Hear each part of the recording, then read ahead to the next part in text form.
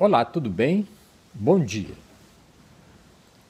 Hoje nós vamos conversar sobre a nossa herança cultural, segundo Jonas Luiz da Silva, vírgula de Capuí, na parte 2. Você lembra que no vídeo anterior a gente falava do ano de 1200 a.C., quando o judeu Moisés recebeu, junto ao Monte Sinai, uma ordem de Deus para se dirigir ao faraó e exigir dele a liberdade para o seu povo. E eu sou o Jonas Luiz da Silva, vírgula de Capuí. Mas como você já viu em dezenas de filmes, como o faraó não aceitasse as exigências de Moisés, Deus enviou por ele, por meio de Moisés, aos egípcios as 10 pragas descritas no Êxodo, até que após a 10ª, o faraó cedeu e deixou o povo judeu partir. Atravessaram os judeus as águas do Mar Vermelho, que se abriram ao toque do bastão de Moisés, e passando pelo leito enxuto do mar, chegaram ao pé do Monte Sinai, onde Moisés recebeu a tábua dos 10 mandamentos. Mas além dos 10 mandamentos, Moisés estabeleceu uma longa legislação moral, judicial e cerimonial que formou a base de toda a cultura hebraica posterior. Esta legislação, cheia de sabedoria e de padrões muito mais elevados do que de todos os povos da época, está contida nos 5 primeiros livros da Bíblia, denominados em grego Pentateuco e em hebraico simplesmente de Torá, ou lei. E após receberem todas estas leis e caminharem durante 40 anos pelo deserto, os hebreus entraram finalmente na terra da Palestina, da qual se apoderaram militarmente, matando tudo que se movimentasse sobre a terra e passaram a viver nela. Tem até o episódio que o sol parou, que era uma sexta-feira, para eles matarem todas as mulheres, todas as crianças, todos os animais, todas as vacas, todos os bois, todos os cordeiros, e tomar posse da terra, amando de Deus.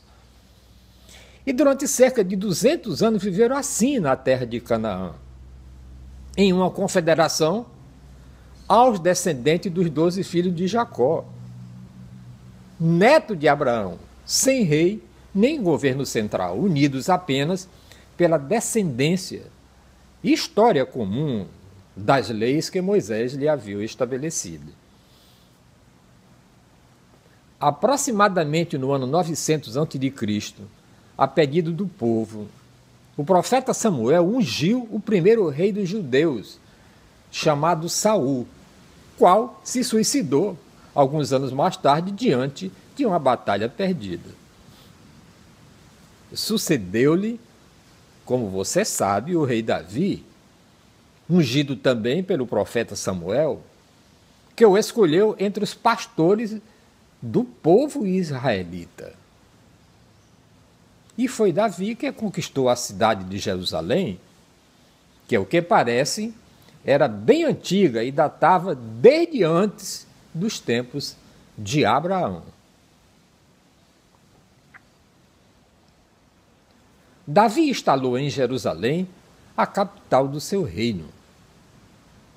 E o filho de Davi, e foi o rei Salomão, que construiu um imenso templo na cidade de Jerusalém, mas que cobrou pesados impostos de seu povo. E ao morrer, o seu filho, herdeiro do trono, Roboão, anunciou que seus impostos seriam muito mais pesados.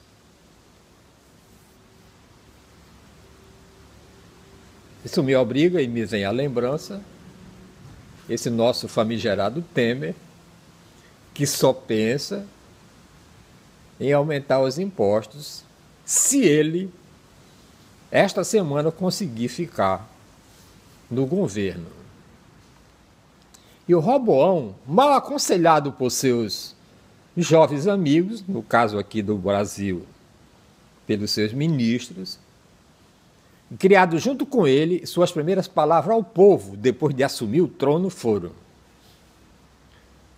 meu pai vos impôs um jugo pesado, e eu ainda aumentarei o peso deste jugo. Meu pai açoitou-vos com correias, e eu vos açoitarei com escorpiões. Está escrito lá em Reis 12:14, aí na sua Bíblia Sagrada. Eu espero que o nosso presidente Temer, se ele continuar no poder, ele não use os escorpiões em cima da população brasileira. O resultado imediato destas palavras de Roboão foi uma revolução civil. As 10 tribos que viviam ao norte da Palestina se separaram e formaram o reino de Israel, sob o comando de Jeroboão. 2 tribos ao sul, a de Benjamim e a de Judá, ficaram fiéis a Roboão e constituíram o reino de Judá. E embora Roboão dispusesse de 180.000 homens prontos para a guerra, desistiu de lutar contra o reino do norte e aceitou as coisas como estavam. Enquanto isso, na Mesopotâmia, muita coisa havia mudado. Na época em que Abraão havia se mudado de Ur para a Palestina, as cidades sumérias se uniram e formaram o Império Babilônico. Seu 6º rei, Hammurabi, legislou o famoso Código do Hammurabi, base de um império que durou em torno de 1 milhão. Por volta da época em que o povo judeu se dividiu em 2 nações, Judá ao sul e Israel ao norte, porém um povo vindo da região situada ao norte da Mesopotâmia conquistou os babilônios e fundou o Império Assírio. No ano de 721 antes da era cristã, os assírios cercaram durante 3 anos a capital do reino do norte de Israel, chamada Samaria, ao fim do qual deportaram os judeus do norte para a Mesopotâmia. No seu lugar, vieram outros povos mesopotâmicos que, miscigenando-se com a cultura local, fundiram o hebraico com línguas caldaicas, daí resultando a língua aramaica, e um povo que passou a ser conhecido como samaritano, de quem Jesus teria aprendido o aramaico. Mais tarde, caiu na Mesopotâmia o Império Assírio. No seu lugar surgiu o 2º Império Babilônico. Este império invadiu o reino do sul de Judá e, após outro cerco de 3 anos, a cidade de Jerusalém, capital de Judá, prendeu o rei Sedecias, matou seus filhos em sua presença, vazou-lhes os olhos e levou para a Babilônia, juntamente com todo o povo do reino de Judá. Essa história também você pode confirmar aí na sua Bíblia, em Reis 25. Esses caras queimaram também o templo construído em Jerusalém por Salomão, as casas e os edifícios de Jerusalém, e derrubaram os muros da cidade e o resto do povo que ainda tinha permanecido na cidade, deixando apenas alguns pobres agricultores. O povo judeu do reino de Judá, mais fiel à legislação de Moisés do que o reino do norte de Israel, ficou exilado 70 anos na Babilônia. Lá não perderam a sua identidade cultural, nem religiosa, nem se misturaram com os outros povos mesopotâmicos. Ao contrário, passaram a se reunir aos sábados para lerem a lei de Moisés. As casas em que estas reuniões eram feitas passaram com o tempo a constituir as primeiras sinagogas.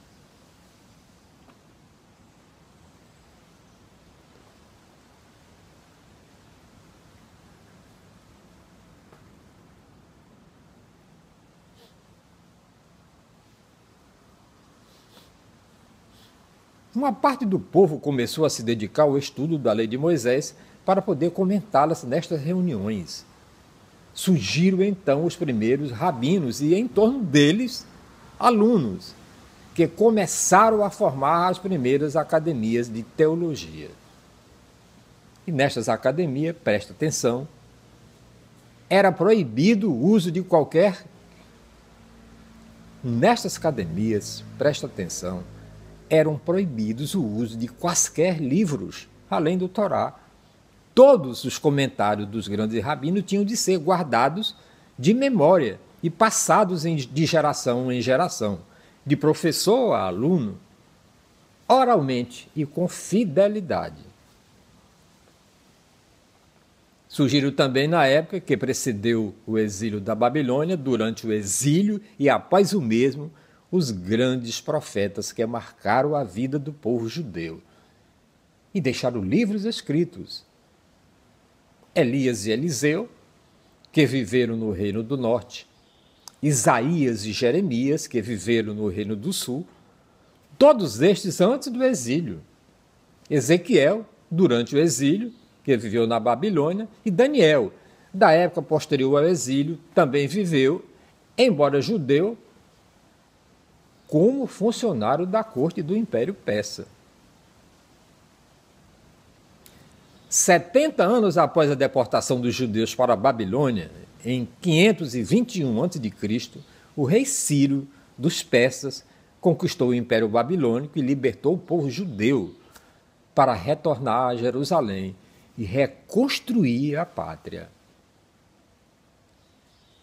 Foi também, nesta época, os persas conseguiram a façanha militar pela primeira vez na história, derrotar militares do Egito na Batalha de Pelusa, levando exilados para a Mesopotâmia, a corte do faraó e todos os sábios do Egito.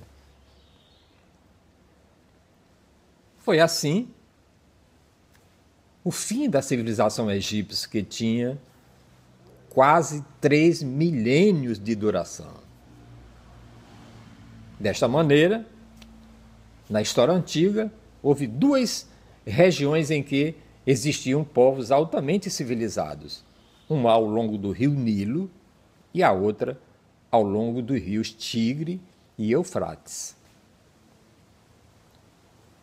Na primeira, os egípcios permaneceram estavelmente durante quase 3 milênios. Na segunda, assistiu-se à sucessão dos sumérios, dos babilônios, dos assírios, dos babilônios novamente e dos persas. Os persas, que sucederam os babilônios na Mesopotâmia, se tornaram a maior potência militar que a história tinha visto até o momento, e donos de toda a Ásia, incluindo o Egito, o Oriente Médio e a atual Turquia, a Mesopotâmia, e estendendo seu poderio até as regiões da Índia. Melhor a gente parar por aqui, para não ficar muito longo essa história. Mas amanhã a gente vai continuar, porque essa história é para você não esquecer de onde vem a nossa civilização, a nossa cultura, a nossa história e a nossa educação. E eu sou Jonas Luiz da Silva, de Capuí. Continue me ouvindo e muito obrigado se você continuar também a se inscrever no nosso canal no YouTube Jardim do Éden TV. E eu sou Jonas Luiz da Silva, de Capuí.